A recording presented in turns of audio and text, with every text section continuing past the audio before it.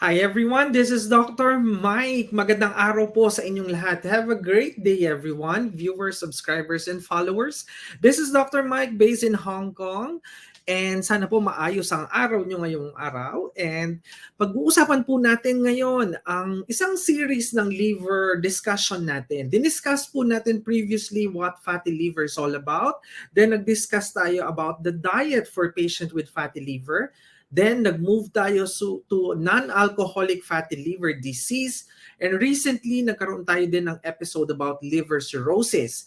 Pag-uusapan po natin ngayon ang liver cancer. Dahil po marami sa ating mga kababayan ang may problemang ganito. Paano nga ba nakukuha ang liver cancer? Ano ba ang iba't ibang uri ng liver cancer na ito?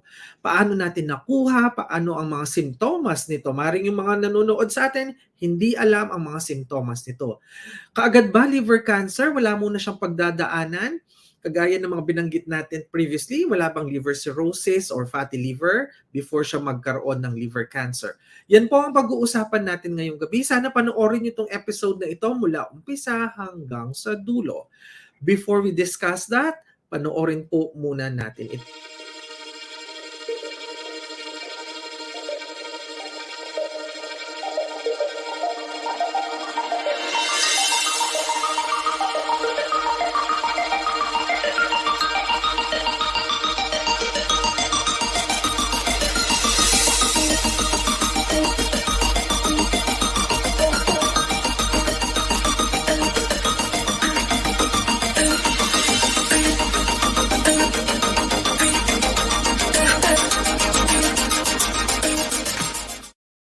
Yes, magandang araw po sa inyong lahat. Good day to everyone. Welcome dito sa ating Health Talk by Doc Mike.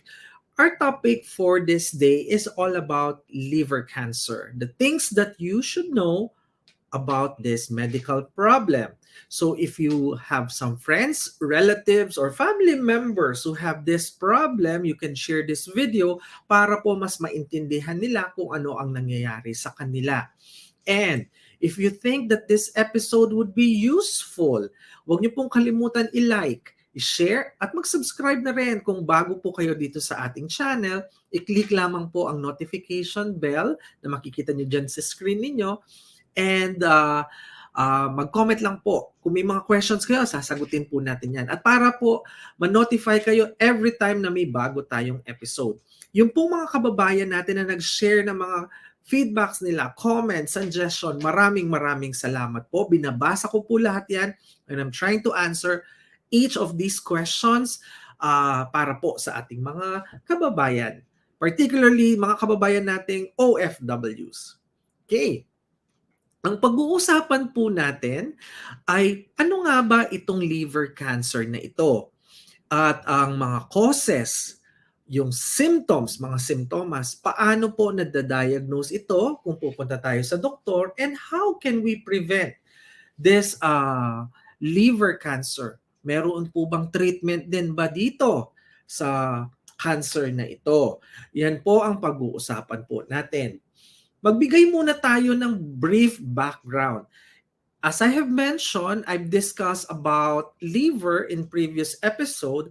We've discussed the healthy liver. Dapat smooth yan ang kanyang surface. Makikita niyo po sa screen ang picture where the liver transform or nag-undergo po siya ng series of changes because the liver na subject po siya in a wide variety of metabolic problems, mga toxicity, microbial problems, circulatory problem, and neoplastic insult.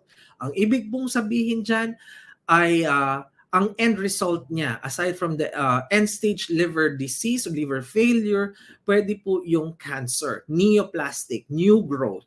And this hepatic damage would occur secondary to other diseases na nabanggit din po natin in our previous episode na kagaya po ng heart failure, disseminated cancer, and extrahepatic infections. And a brief description, pag po pinag-usapan natin ng liver cancer, usually po yan yung tinatawag na hepatocellular carcinoma. Marami pong klase yan. The description is approximately 5.4% of all cancer worldwide. And it is one of the most common cancer in geographic regions with high rates of hepatitis B infection. So ayan po yung pong mga kababayan natin na nagkaroon po ng hepatitis B. Isa pong cause yan leading to liver cancer, specifically hepatocellular carcinoma. Alam niyo po ba that more than 85% of cases occur in countries in Asia, particularly in Southeast China, Korea, Taiwan, and Sub-Saharan Africa, where yung chronic hepatitis B infection is very common. And the peak incidence of hepatocellular carcinoma ay nandoon po sa mga areas na kung saan yung mga young adults between 20 to 40 years of age naka-acquire po nila yung hepatitis B virus by maternal fetal transmission. So ayan, yung pong nakikita nyo sa screen. Kung bata pa lang ay nahawa na po, nakuha nung pinanganak sila ng kanilang mga mothers. Yung pong mga kabataan na yon, young adults, 20 to 40 years old, na nakuha po diyan sa mga magulang nung pinagbuntis po ng kanilang mga magulang. Encouragingly, the incidence of hepatocellular carcinoma nagdi-decrease na po recently in Asia due to vaccination dahil po sa hepatitis B vaccination. But at the same time, the incidence increase naman po is increasing in the Western countries owing to the rising rate ng ibang klase po ng hepatitis, particularly hepatitis C infection and metabolic syndrome. Okay? Sinasabi din po sa mga pag-aaral and some literature na may pronounced male predominance. Mas mataas po ang mga kaso ng may hepatocellular carcinoma sa mga kalalakihan, as high as 8.1 in high incidence area. Okay? So yun po yung incidence ng hepatocellular carcinoma, specifically yung po mga nagtatanong liver cancer. Pag sinabi kasing liver cancer, marami pong klaseng liver cancer. We're talking about the hepatocellular carcinoma. Okay. Moving on with our discussion, most hepatocellular carcinoma or this liver cancer, nag-occur po siya doon sa mga pasyente po natin nagkaroon or merong chronic liver disease at the same time na may cirrhosis. Okay? Around 15 to 20% may also arise in non-cirrhotic liver. So pinanggit po natin yan sa discussion natin previously, yung pong hindi naman po kasi kailangan minsan umiinom ang pasyente, di ba? Meron tayong tinatawag na non-alcoholic at saka alcoholic liver disease. Hindi rin po lahat ng may hepatocellular carcinoma would lead to cirrhosis or vice versa, na-discuss po previously. And the usual causes, ayan, mga viewers na nanonood, the most common underlying diseases as chronic viral hepatitis, yung pong nagkaroon ng chronic viral hepatitis B and C. Okay, yung pong mga nagtatanong sa atin about hepatitis, depende po sa inyo kung ano pong klaseng hepatitis ang nakuha nyo. Kasi marami pong klaseng hepatitis. Mayroon pong hepatitis A, hepatitis B, hepatitis C, hepatitis D, at meron din hepatitis E. So marami pong klase yan. Okay, hindi pa tayo nagkaroon ng episode ng mga hepatitis, different types of hepatitis. Pero at least, sa mga nanonood po ngayon, alam niyo po na merong hepatitis B at saka hepatitis C. Siguro na naririnig niyo rin po yung hepatitis A. Yun naman po nakukuha sa pagkain, street foods. Okay, usually yung pong virus ng hepatitis A. Ibang klase po yan. We'll try to discuss different types of hepatitis sa susunod nating video soon.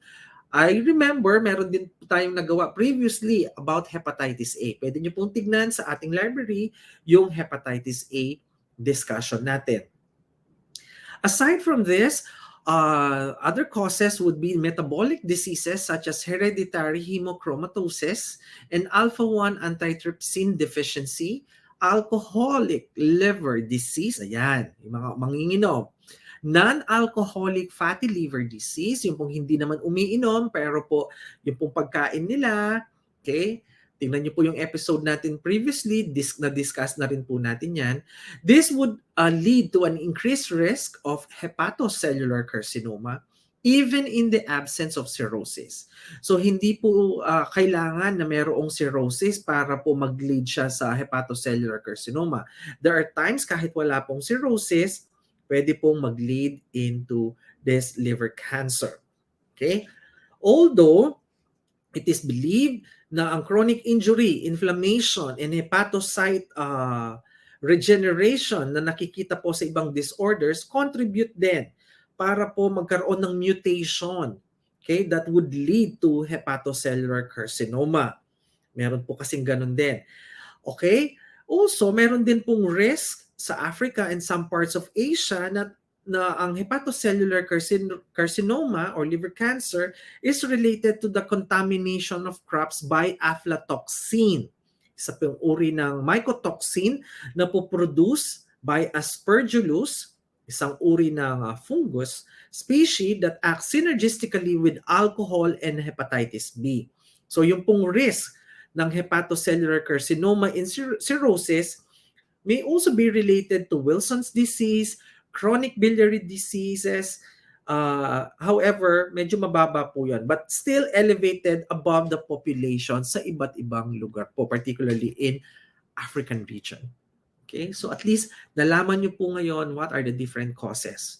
Yung po mga ibang topics dito, medyo medical, hindi po natin tinouch yan. We will try to discuss separately yung po mga alpha-1 antitrypsin deficiency, etc. Okay. Moving on sa ating discussion, pinakita rin po natin before yung paano nangyayari yung sequence of events from a healthy liver na hawa ang patient natin ng chronic hepatitis, either hepatitis B or hepatitis C. Then some may go to cirrhosis but some may not go to cirrhosis. And then from cirrhosis, it would go to hepatocellular carcinoma. So ayan po yung series of steps na pwede pong mangyari sa pasyente natin na nagkaroon ng hepatitis B infection or hepatitis C infection na hindi nagamot at magtuloy-tuloy siya into hepatocellular carcinoma.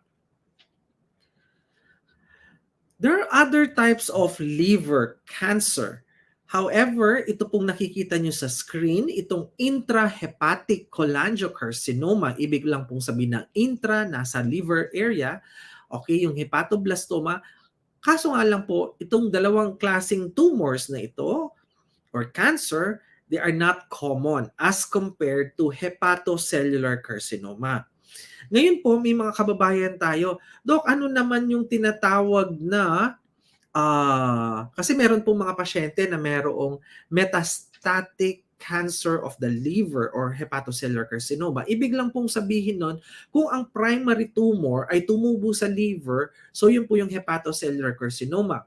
Ngayon po, may mga tumors naman po kasi na ang nangyayari sa kanila, nagme-metastasize. Ibig sabihin, ang primary tumor, hindi sa liver, sa ibang parts ng katawan, pero pinupuntahan ng tumor cells ang liver kasi favorite po na organ ang liver ng ibang tumor cells sa katawan natin. Kaya laging pag kumakalat or pag stage 4 na ang tumor or cancer, lagi pong may kasamang liver. Saan siya kumalat? O apektado na yung liver ng patient natin. Nagkaroon na ng metastatic liver cancer. So ayun po. Mas common actually yung metastatic liver cancer compared to hepatocellular carcinoma.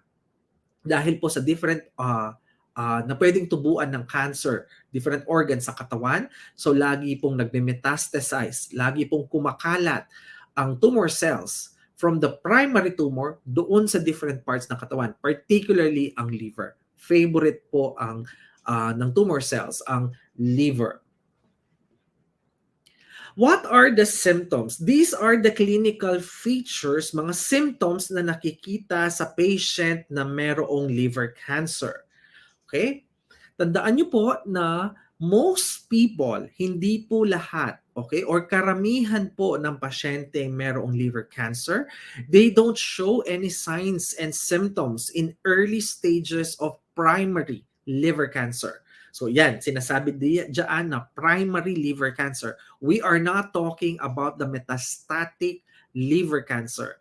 So kung ang bukol ay nagsimula sa liver, yan po ay primary liver cancer. And most of the time, wala pong nararamdaman ang pasyente natin. Walang signs and symptoms. Kung lumalaki na po ang tumor sa liver ng patient natin, nagsisimula na po maka-experience yan ng losing weight without trying. Bigla na lang pong pumapayat kahit po normal naman ang pagkain ng patient, hindi naman siya nagpapapayat, pero napapansin po na gumagaan ang kanyang weight. Okay, that's the first one. Second one, nawawalan po ng gana ang patient natin sa pagkain. Nagsisimulang magkaroon ng pagbabago sa diet. Nagkakaroon din po ng upper abdominal pain, particularly on the right side, dahil po nasa right upper quadrant ang liver natin. So ayan po yung usual na mga nararamdaman ng patient natin pag lumalaki na po ang bukol dyan sa liver. Moving on, nagkakaroon na po ng nausea and vomiting. So ibig pong sabihin nagkakaroon na ng metabolic problems, nagkakaroon na po ng problema sa loob ng katawan natin dahil po yung bukol patuloy na lumalaki siya, nagkakaroon na po ng pagbabago, nagkakaroon na po ng structural problem sa loob at naapektuhan na ng bukol yung mga adjacent cells, adjacent structure na tumutubo sa liver. Nagkakaroon na din po ng general weakness and fatigue. These are the symptoms, the clinical manifestations of hepatocellular carcinoma. And then, nagkakaroon din po ang patient natin ng abdominal swelling. So medyo lumalaki po ang tiyan, tapos parang nagmamanas yung tiyan, nagsiswell na po ang pasyente natin, yung tiyan ng pasyente natin. Nagkakaroon din po ng pagyayelo ang balat, yung sa mata, yung tinatawag na jaundice or icteric eye.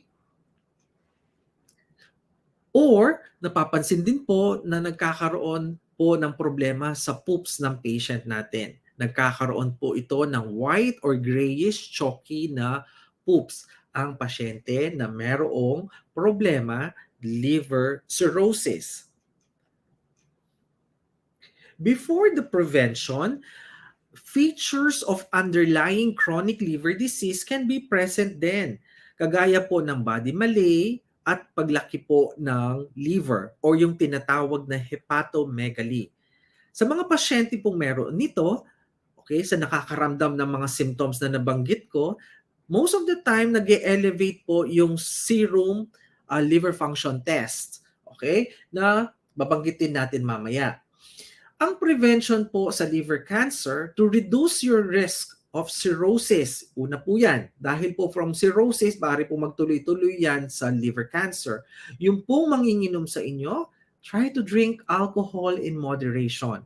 Try to maintain a healthy weight. Diniscuss po natin previously yan.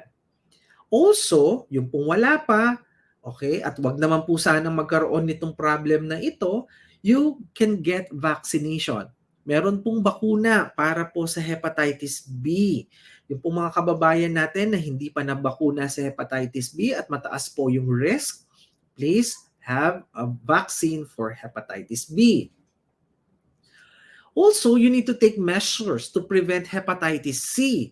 Aside from hepatitis B, merong hepatitis din C na binanggit din natin kanina. Know the health status. Paano po ba itong hepatitis C na ito? Kasi po ito usually through sexual activity or sometimes through blood interaction po sa blood. So know the health status of your partner. Don't use intravenous IV drugs. Okay? But if you do so, please do clean the needle. Be safe, particularly if you are receiving a tattoo or nagpapatattoo po kayo, nagpapabody piercing kayo. So mag-ingat po mabuti. because you can acquire yung pong hepatitis, either B or C, through blood transfusion. Pwede rin po. How do we diagnose this? Aside from physical exam, when you go to your physician, if you have the signs and symptoms, or kahit wala pong signs and symptoms, kung random kayong nagpa-check, nagpatingin, nagpa-complete body check, pwede pong ma-alarma ang doktor kung makita niya medyo abnormal yan at marirecommend po sa inyo itong mga test na ito. Okay? So aside from physical examination and complete history taking, maari pong subject kayo ng doktor ninyo to a liver function test. Ipapatest po yung serum amylase, SGPT, SGOT, and some patient would be recommended as well for serum alpha fetoprotein. Isang marker po yan. Is a frequent finding in advanced disease. Kaso ito par advanced disease na. Although it is not sensitive as the screening test for early tumors, and it's not associated with the other variant. And then, we also have the imaging test. Aside po sa liver function test, we have imaging test. Dito na po pumapasok si ultrasound. Ultrasound is used for screening high-risk patient, particularly those patients na may cirrhosis, and also liver biopsy. So kukuha po ng konting laman dyan sa liver para po matest mabuti kung ano pong klaseng bukol ang tumubo sa patient natin. So ma-identify ang mabuti. Meron din po na nagre-request ng mga ibang doctors ng CT scan or MRI with contrast para po makita yung highly characteristic findings. Early enhancement of tumors due to contrast uptake in the arterial phase, followed by rapid venous washout, is considered a diagnostic for hepatocellular carcinoma. Nowadays, because marami na po mga technology, medical breakthroughs, nakikita po kaagad yan. Okay? At nadidetermine kung ano po ang klaseng cancer, liver cancer ang meron ang patient natin. In terms of the treatment, tandaan po natin na ang treatment for primary liver cancer depends on the extent stage of the disease, as well as your age, overall health, and personal preferences. Dito na po magkakaiba-iba ang mga pasyente natin na mayroong liver cancer. Kaya po yung mga nagtatanong sa atin, sasabihin, Doc, meron akong liver cancer. Okay? Ano pong gamot? Kailangan nyo pong pumunta sa doktor para po makita po lahat. Okay? Dahil po based dito sa sinasabi kong ito, magdidepende po ang susunod na option plan ng doktor sa kakayahan ng patient natin, sa edad ng pasyente natin, sa stage ng pasyente ng cancer. Okay? Kung ma-detect po yan na stage 1 pa lang, so iba po ang klaseng plan, medical treatment na gagawin. Kung ang na-detect po sa inyo ay stage 3 na, so iba rin yan. Iba rin sa age ng patient, or stage 4. Hindi po pare-pareho ng sakit. Like for example, may liver cancer ang patient natin, si 65-year-old ay pareho sa 39 years old. Okay? Dahil po may age difference yan. Depende rin po sa laki ng bukol na nakita. Kaya nga lagi po natin ina-advise sa mga kababayan nating nanonood ngayon is kailangan nyo pong pumunta sa doktor at matrace or matignan mabuti yan. Kung may nararamdaman na po kayo, punta na po kayo. Huwag nyo na pong hintayin pa na ilang taon dahil po ang cancer cells mabilis po na mag-multiply yan. Kaya po madaling lumaki ang bukol, lalo na po kung cancerous yan. Mas maganda po na pumunta kayo kaagad para po yung treatment plan makuha kaagad, mamatay kaagad yung mga cancer cells, at yung treatment po ay mabigay po sa inyo kaagad-agad.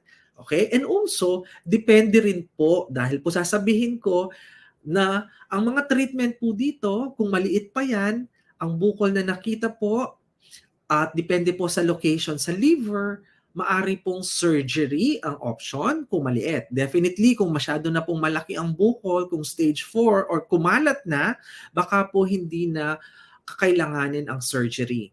Meron din pong panggagamot na ginagawa dito sa liver cancer na localized treatment.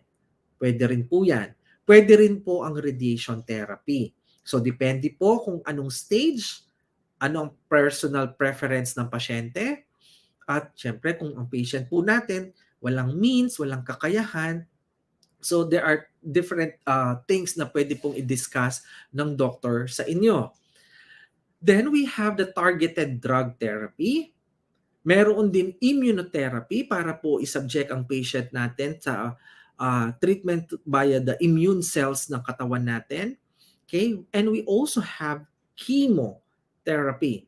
So yan po usually ang mga options na binibigay sa patient natin. Surgical resection, if possible or when possible, is the treatment of choice for tumors in non-cirrhotic livers and in cirrhotic livers with adequate functions. So ititest din po, ititignan mabuti kung ano po ang kakayahan ng liver natin, kung kaya pa ang surgery. Liver transplantation is considered naman po for hepatocellular carcinoma doon sa merong advanced cirrhosis. Image-guided tumor ablation with alcohol or radiofrequency waves can be done for unresectable tumor. Minsan po kasi may mga tumors na hindi na kayang operahan, masyadong masalimuot o operahan. And those who do not meet the criteria for transplantation, meron din pong ganon. Hematogenous metastasis, kung kumalat po siya, especially kung sa lungs po kumalat, tend to occur late in the disease. Lymph node metastasis occur in 5% of cases. So, sa mga pasyente po natin, kung ang primary tumor mo nasa liver, kung umabot na ng stage 3, stage 4, particularly stage 4, meron na pong metastasis. Pwede na po siyang kumalat sa ibang parts ng katawan natin. Mostly sa lungs, okay, through the hematogenous route. Okay, ibig lang pong sabihin nun, through the blood flow, sa blood circulation natin, doon siya kakalat, pupunta siya sa target organ niya, lungs. Kaya pag minsan, sasabihin ng patient o sasabihin ng doktor sa inyo na ang tumor mo sa lung stage 4 nagmetastasize na, pumunta na siya sa liver. So ibig pong sabihin, yung cancer cells, bukol doon, meron din na pong bukol na kumalat, nandun na po siya sa lungs. Kung hematogenous, yun yun. Kung lymphatic naman siya, pwede rin pong kumalat through the lymph node. So depende po kung saan madideposit, saan tutubo ulit si cancer cells. Lalo na po kung stage 4 na yan. And definitely, mahirap na po ang surgery pag gano'n na kumalat na siya sa iba't ibang parts ng katawan. That's why the treatment na binamagit natin kanina, may chemotherapy na, may radiation na, etc. Okay? And then we also offer this palliative care, particularly for patient na suffering sa sobrang pain. Pumapasok na po ang palliative care dyan. The overall outcomes in hepatocellular carcinoma are poor, okay, due to the underlying liver disease and the intrinsic resistance of the hepatocellular to conventional chemotherapy. Usually po, based by the book and by the research, meron pong overall 5-year survival rate is 30% for tumor confined to the liver. Kung ang cancer cells po, tumor cells sa liver, based on the projection, overall 5-year survival rate around 30%, and only 5 to 10% for cases with extrahepatic spread. Kung kumalat po, around 5 to 10%. This is a 5-year survival rate. Outcomes are better for the unusual variant, particularly the fibrolamellar variant, with up to 40% of patients surviving 10 years, so 10 taon or longer. So medyo mas mahaba-haba. Okay? And in the absence of underlying liver disease, extensive surgical resection is possible, and dahil po sa mga regenerative capacity of the remaining liver. Di ba? Binanggit po natin before that the liver can regenerate. So pwede po yon. So depende po dun sa natitirang healthy na cells dyan, mga hepatocytes. Sana po natuto kayo sa ating discussion tonight or today para sa lahat ng viewers natin. So in summary, A liver cancer diagnosis can be overwhelming. As I have discussed, the symptoms, the causes, the prevention, and possible treatment. Dahil po masyado pong masalimuot at maraming pagdadaanan ang patient natin, it's important to have a strong support network that you deal with any stress or anxiety na nararamdaman po ng pasyente natin. You may want to seek counselor who can help you work through your emotions. Lalo na po kung may mga bagong kababayan tayo na mag-diagnose ng liver cancer. So depende po on which stage ng cancer. The earlier stage, the better para po mas maagapan kaagad na lumala ng lumala. Okay, huwag niyo po pabayaan ang sarili. Joining a cancer support group where you can discuss your concern with others who can relate what you're going through. Sana po magkaroon tayo ng mga groups, particularly patients with this problem, at least makapag-share po sila ng kanilang mga stories because I could feel yung pong stress and anxiety because I've seen patients po and I know some patients who have this medical problem, liver cancer, hepatocellular carcinoma, at napakabilis po. Is diagnosed recently and then after a few months, minsan di umaabot ng years, kaagad pong yung mga complications and leading to death ang nangyayari po sa mga pasyente. So sana po natutunan naman kayo sa episode na ito all about liver cancer. Sa lahat po na nanood sa atin, maraming salamat po sa lahat po ng bagong subscribers natin.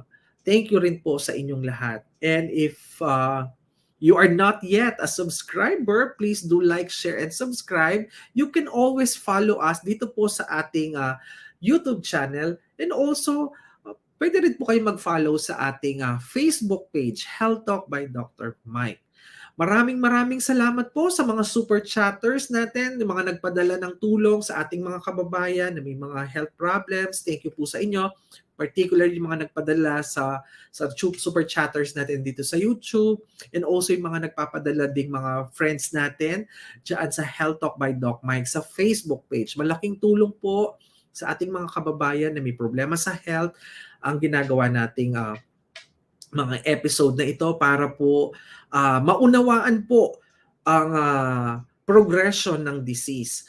Mas importante po yung prevention rather than cure, di ba? Mahirap po kung nandyan na ang sakit. Kung alam po natin kung paano nagsisimula ang sakit, particularly gaya itong liver cancer na ito, at least magtatanda po tayo kung ano mga bawal, anong kailangan gawin para hindi na po mag-proceed into this condition, liver cancer. Because mahirap po yan, lalo na kung hindi naman po tayo or hindi natin afford yung liver transplantation or kung afford man, matagal pa yung matching, etc. etc. Okay? So once again, maraming salamat po. This is Dr. Mike based in Hong Kong. Sa lahat po ng mga viewers, sa lahat po ng nanood sa atin, thank you po sa inyong lahat.